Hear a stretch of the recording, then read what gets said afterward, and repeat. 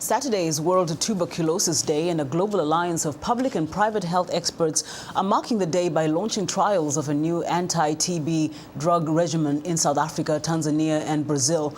VOA's Vidushi Sinha has more.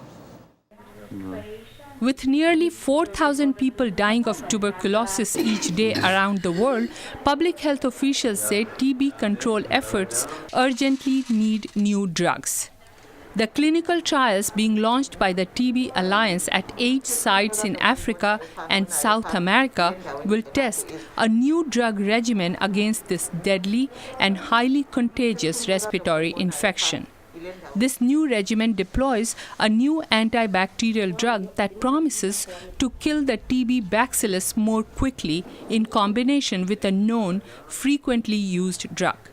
Dr. Anthony Fauci, director of the National Institute for Allergy and Infectious Diseases, says the regimen will be tested against both drug-sensitive and drug-resistant strains of TB.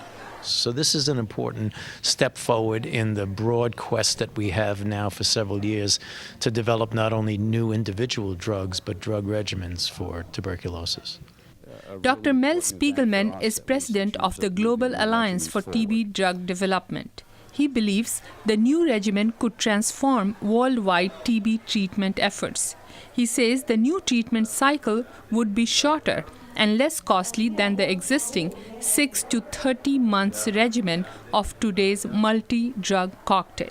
It means that we've gotten to the next step and much closer to the time when we can ultimately treat TB just like any other ordinary infection, which means over a period of just maybe a few weeks at the most with simple drugs. Dr. Janet Woodcock of the U.S. Food and Drug Administration says TB can be better controlled if there is a robust pipeline of new drugs against the disease, because over time the bacterium becomes resistant to different drug combinations.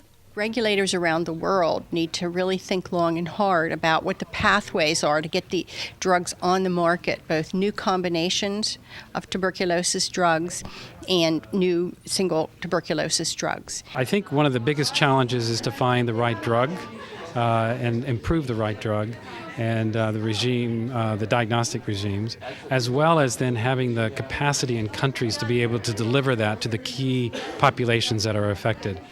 Robert Clay of the U.S. Agency for International Development notes there are currently 10 experimental TB drugs in clinical trials, research largely supported by funding from the U.S. and other donor countries. But experts say even after the drugs are approved, it can be years before they become part of regular TB treatment regimens. The entire chain from drug development to delivery must be streamlined, experts say, if the battle against TB is to be won. Vidushi Sinha, VOA News, Washington.